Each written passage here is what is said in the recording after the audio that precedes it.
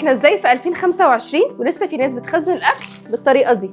هتشوفوا اكتر من طريقه تخزين، اختاري اللي يريح. هنبدا الاول بتتبيله فراخ، انا بحبها جدا، بتتعمل بالبصل والفلفل الاحمر وبحطهم يتشووا في الاير فراير. ودي الاير فراير الجديده من ستانفيل 5 لتر، بس للاسف دي اخر مره هتشوفوها عندي عشان هديها لمامتي، لان امكانياتها وحجمها مناسبين قوي انها تكون عندها في الاوفيس. ودول هيتشووا تقريبا في ربع ساعه. في الوقت ده هنعمل تخزين البصل، ودي خطوه ما بتاخدش ثواني. 2 ان 1 ستانفيل شوبر عشان لتر ونص، بتاخد كميه كبيره مره واحده وفيها 3 شفرات حاده. واحلى واهم حاجه ان البلاستيك بتاعها ضد الكسر، وكمان عليها ضمان سنتين. ودي اكتر طريقه بتريحني في تخزين البصل، عشان لو محتاجه اي كميه بقدر اخد كيوب واحد من غير ما افك كله. مهم قوي في اليوم ده يكون عندك خلاط كويس. خلاط ستانفيل 1800 واط وحجمه ال 2 لتر بينجزني جدا، بيقدر يطحن كل حاجه وفي سرعات. اختاري السرعه اللي انت محتاجها. وحقيقي بضغطه واحده عصير الطماطم بقى جاهز. انا اوقات كمان بحضر صلصه مكرونه جاهزه وصلصه خضار متسبكه، وبحب اخزنهم قوي في القوالب دي على حسب كميه الاكل. وعشان انا بحب قوي طعم الثوم في الاكل، فلازم على طول يبقى عندي ثوم مفروم. حطيت كميه الثوم قسمتها في قوالب التلج عشان اخد الكيوب على قد الطبخ. اوعوا تكونوا نسيتوا خلطه الفراخ اللي بنشويها في الاير فراير.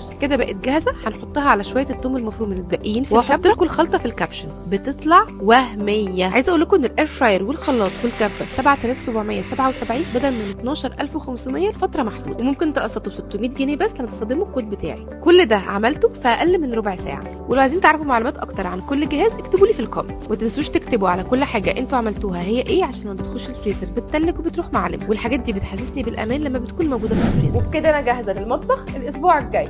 انت بقى بتسهلي على نفسك ازاي في المطبخ؟